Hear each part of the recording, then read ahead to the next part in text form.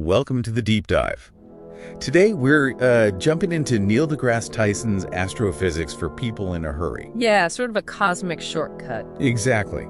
Our mission is to explore, where the universe came from, the rules it plays by, and some of its biggest puzzles. And hopefully give you some surprising takeaways about how it all connects. Okay, let's start at the start, the very beginning. Tyson describes it as starting from a point smaller than you can imagine. Smaller than, 1/trillionth the size of a period? It's almost impossible to picture. How do we even begin to wrap our heads around that tiny speck becoming, everything? That's the essence of the Big Bang, isn't it? And what's really wild is that right at the start, the basic forces of nature, they were actually unified. All one force. Yeah. And there was this tiny, tiny imbalance. Like, for every billion antimatter particles, there were 1,000,000,001 matter particles. just one extra. That tiny difference is everything. Otherwise, total annihilation. Poof. No universe, no us. Yeah. So, Tyson's point is spot on. Every one of our body's atoms is traceable to the Big Bang and to the inside of stars. Incredible. So, okay, the universe bursts into existence. What governs it? What are the rules? The universal laws. That's where it gets really interesting. Think Isaac Newton. Apples and moons. Exactly. He showed the same gravity pulling the apple down holds the moon in orbit. It means physics isn't just local, it's cosmic. The same laws apply everywhere. Everywhere. That's how astronomers figured out the sun has the same chemical elements as Earth. Like helium, they found it in the sun first. Before finding it here. That's amazing. It really is. It underlines that core idea. After the laws of physics, everything else is opinion. Right, you can't argue with gravity about whether whipped cream floats on hot chocolate, can you? Physics just doesn't care what you think. It just is. Okay, so after the Big Bang's initial flash, things cooled down, but the universe was murky. An opaque soup, Tyson calls it. For about 380,000 years, yeah. Photons, light particles were just trapped, bouncing off electrons, couldn't travel freely. Until the universe cooled enough for atoms to form properly. Then, photons were set free. Suddenly, light could travel across the universe. And that's something we can still see. We can. That released light is the cosmic background. Today, it's super cold and stretched out the cosmic microwave background, the CMB. Just a few degrees above absolute zero. 2.725 Kelvin, yeah. Penzias and Wilson found it by accident, thought it was noise in their radio antenna. Some noise. Right. It turned out to be this incredible time capsule. It shows us the tiny density variations in the early universe, the seeds of galaxies. So galaxies are like cosmic cities. What about the space between them? Is it just empty? That's the common picture, but no, it's far from empty. It's actually teeming with stuff. Like what? Well, for starters, countless dwarf galaxies. They actually outnumber big ones, like ours maybe 10 to 1. Really? 10 to 1? Yep. And vagabond stars. Stars thrown out of their home galaxies, just wandering the void, plus incredibly hot gas-emitting X-rays. And I remember reading about gravitational lensing. Oh yeah, that's amazing.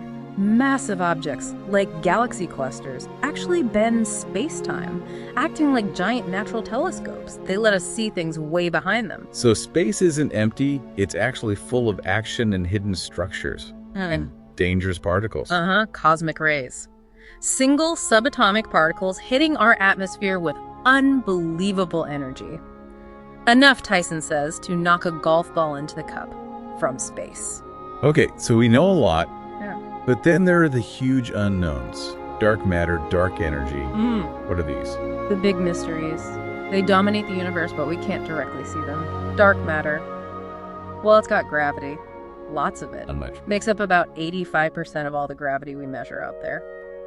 Zwicky and Rubin, astronomers, they inferred its existence from how galaxies move and cluster. It's like the invisible scaffolding holding cosmic structures together. And dark energy, that's even bigger. Yeah, that accounts for maybe 68% of the entire universe's energy density. It's some kind of repulsive force inherent in the vacuum of space itself. Pushing things apart. Exactly. It's accelerating the expansion of the universe. Funnily enough, Einstein had an idea like it. His cosmological constant, called it his greatest blunder. Turns out, maybe not such a blunder after all. And this acceleration Means that eventually, distant galaxies will recede from us faster than light. They'll just disappear from our view. A rather lonely future.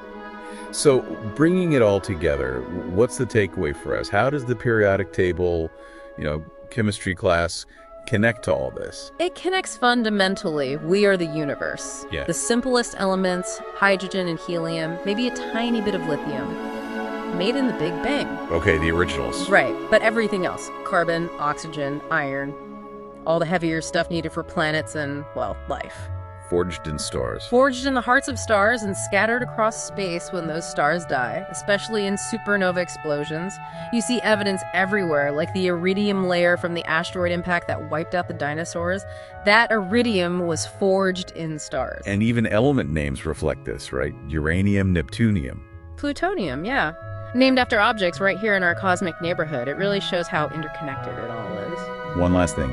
Why are so many things in space? Ground, planets, stars. It's physics again. Wow. Gravity pulls equally in all directions. For anything massive enough, gravity overwhelms other forces and pulls it into a sphere. It's the most efficient shape. So even Earth, with mountains and canyons. From space, Tyson says it's remarkably smooth, like a cue ball. The variations are tiny compared to its overall size. But galaxies like the Milky Way are flat. Flat like a crepe, yeah. That's because of rotation. As they form, they spin, and that flattens them out into a disk. But think about pulsars. Neutron stars, right? Super dense. Unbelievably dense, the mass of the sun crammed into a ball the size of Manhattan. Gravity there is so intense, it has to be a near-perfect sphere. And that density lets them spin incredibly fast without flying apart. It's just an incredible journey to think about. From less than a speck to this vast, expanding universe with all these complex rules and objects. It truly is. And the key, as Tyson points out, is that ignorance is the natural state of mind for a research scientist. There's still so much we don't know. We're stardust brought to life. Empowered by the universe to figure itself out. And really, we've only just begun. So, a final thought for you listening. What other basic pieces of this cosmic puzzle might we be completely missing right now? What parts of the universe's story are still, access denied for us?